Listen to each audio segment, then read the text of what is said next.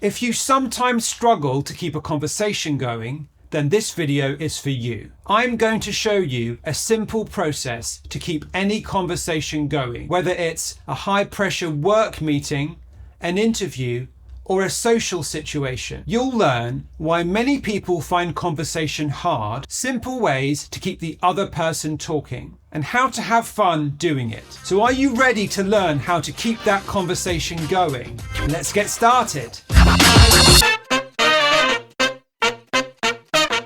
When the stakes are high, when it really matters, how do you keep a conversation going? Pressure makes us anxious. We try to find something clever or profound to say, but we doubt ourselves, so we panic or freeze. Why is this type of conversation hard? And why do some people make it look so easy? What's their trick? The truth is, you're making it difficult, or at least you're working on a flawed assumption that you need to come up with something clever or funny or worthy of attention, or that you'll be judged on the quality of what you say. And this is wrong. Now you might say, what are you talking about? Of course I'm being judged. This is a high stakes meeting. This is a presentation. This is my job interview. Everything I say is going to affect their impression of me. Now that is true. People form a picture of you based on those first seconds or those first minutes of interaction. But they won't do that by assessing the quality of your ideas, how clever or profound your contributions are. People love to talk about themselves. They're more interested in themselves than they are in you and your ideas. So the error you're making is about focus. You're focusing on the wrong person.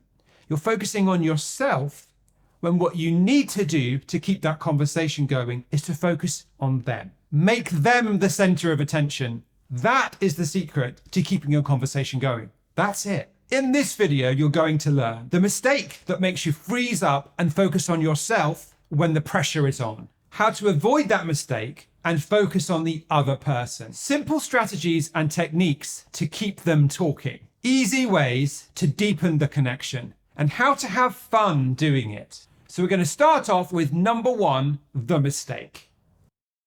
So here is the error that makes our conversation skills fail when we need them most. And it's to do with anxiety. Now, almost everyone experiences anxiety when they need to do something important, when they need to stand up in front of other people and share what they know. One thing that anxiety does to us is it makes us focus on ourselves. When we're anxious, we try and ensure that we're going to win and do a good job.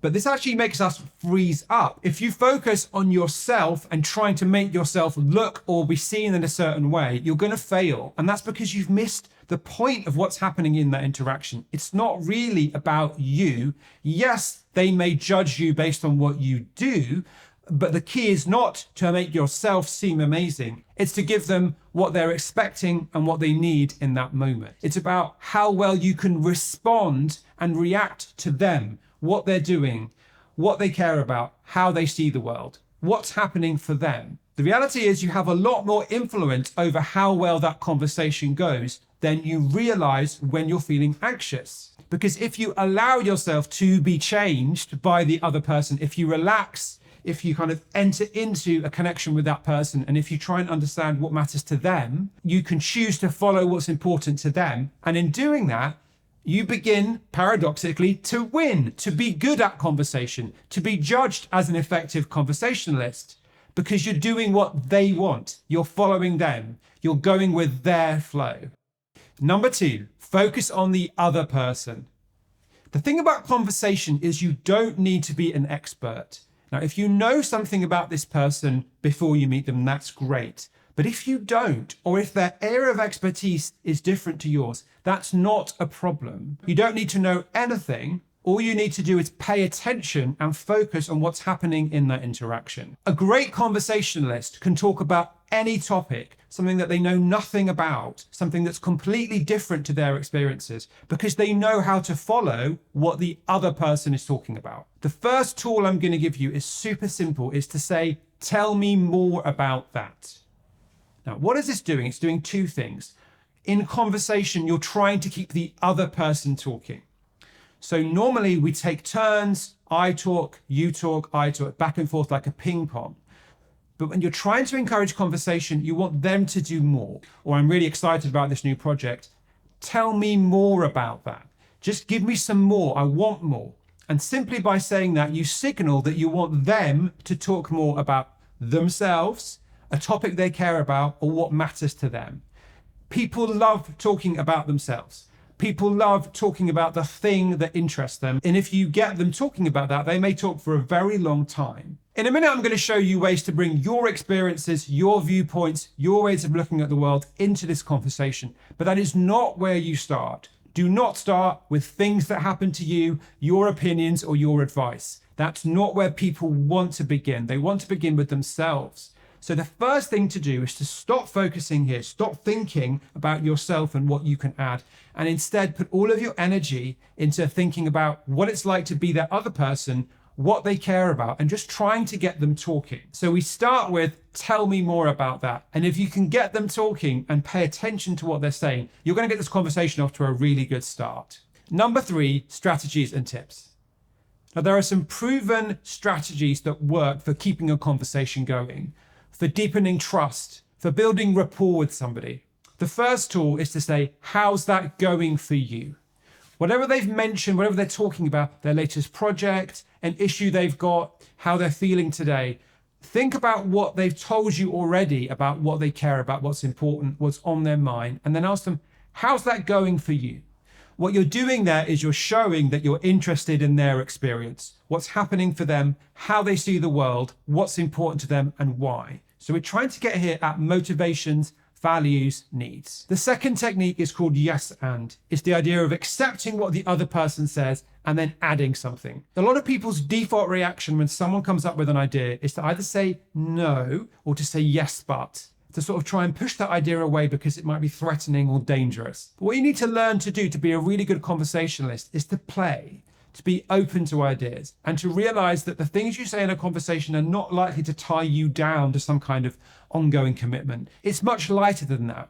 So if someone says something, you need to say yes to it, you need to accept it, and you need to add to it. So if your client says, we're excited about going into this new market, although we're a bit concerned about how to prioritize, you need to say, yes, of course, it's really tricky going into this new thing, all this unknown. And at the same time, once you start to learn things about that new market or that new environment, you get inspiration, you have new ways of looking at things. Maybe you'll even be able to apply some learnings from this new market to your existing market.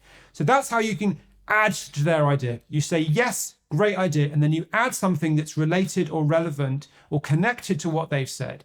Nothing profound. Go with something obvious. People enjoy creativity. They enjoy having their ideas accepted and then the sort of delight and surprise of what someone else will add to those ideas. So there's a saying in improv, which is follow your obvious. Say something not clever, not profound, not funny, just obvious that adds to what they were saying. And they will be delighted by that. And they will probably add their own thing. And suddenly you're telling a story, you're playing a game, you're having some fun. And this becomes a conversation. We're going somewhere with it. You'll immediately calm down. You'll see, maybe they'll smile, they might even laugh, even though you weren't trying to be funny, just by adding something obvious to what they've said.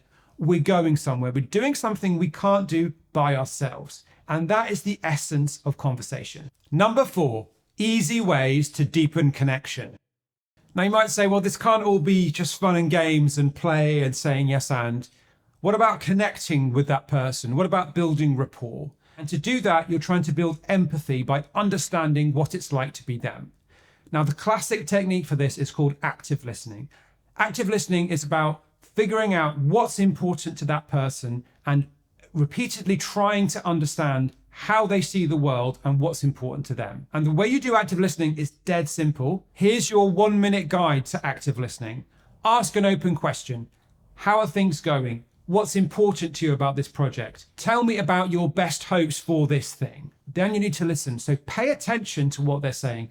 If you have thoughts and ideas of your own, just put them aside and focus back on what they're saying or what's important to them.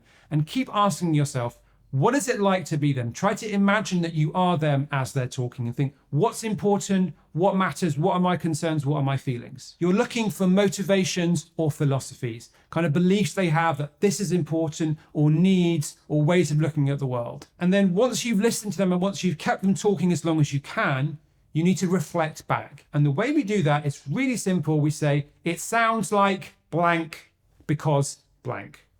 It sounds like you're excited about this new project because you want to understand how we can apply the learnings from the other market to this market. Is that right? And you use that structure to reflect back in your own words what you think was important to them based on what they said.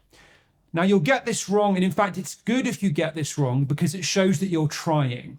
Everyone knows that you can't read their mind, so we expect you to make mistakes as you try to understand. But it's the fact that you're trying to understand that makes this technique work. So don't worry about getting it wrong. Make your best attempt to describe in your own words what's important to them, what matters to them.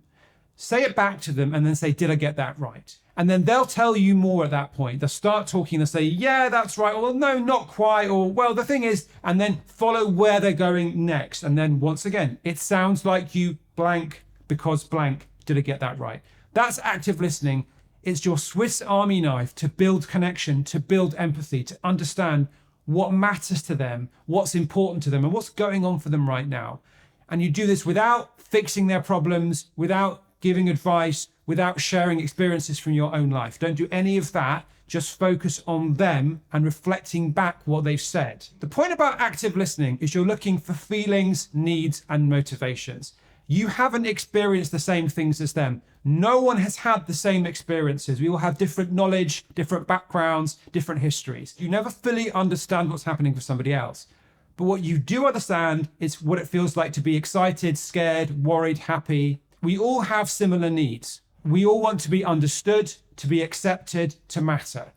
So the things that that person is going through are different to what you're going through, but you share needs, you share feelings. And if you listen for the feelings and the needs and you reflect them back when you say, it sounds like this because this, did I get that right? You'll begin to understand what's happening for them. You'll begin to build empathy. And they will realize this very, very quickly, that you're trying to follow what's important to them. And sometimes you might even help them understand something about themselves that they hadn't figured out yet because they hadn't talked it through with somebody. And so active listening is your key to understanding what matters to them, to build rapport, to build trust, to keep that conversation going. In fact, active listening can keep a conversation going for 40 minutes if the person keeps talking and you keep listening, which is way longer than you're likely to need in one of these situations. So it may be just a couple of, it sounds like this because this, is that right? Is all you need to do to keep this conversation going, to build that rapport, to make them feel like you care about what's important to them. And that is your goal when you need to keep a conversation going. Number 5, how to have fun. This might sound like a curious one to go for. Here you are panicking about keeping this conversation going, and I'm talking about having fun. Isn't that a bit off? This is serious business, right? Well, yes, this is serious, but let's look at what's needed here. Are you trying to build rapport? Are you trying to make the other person feel comfortable? Are you trying to show that you care? All of this is satisfying and fun if you pull it off. If you follow the tips that I've shared today, you will automatically calm down and begin to enjoy the process. And that's actually a crucial part of this. Conversation is not about being right or winning. Conversation is about having fun, enjoying an interaction with another person. And anyone can do this. You can definitely do this with a bit of work and a bit of practice. When you see recognition, understanding, those glimpses of empathy, the person might smile, they might even laugh. So why do people laugh? When they recognize something, when they see a juxtaposition, when your idea surprises them. Not so much when you try to be funny, but where you're honest or you share an obvious idea or you just tell them how you look at something, that can make them laugh, that can make them smile. And then it begins to be fun. We're building something together, even if it's just for a couple of minutes. It's enjoyable. And that's what you want from conversation.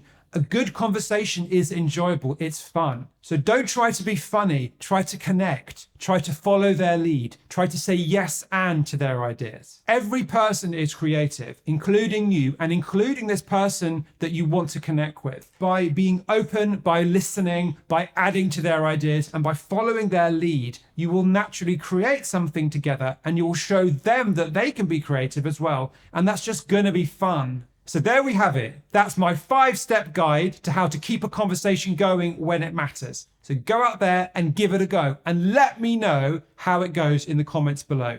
What ideas have you got? What has worked for you? I'd love to hear that.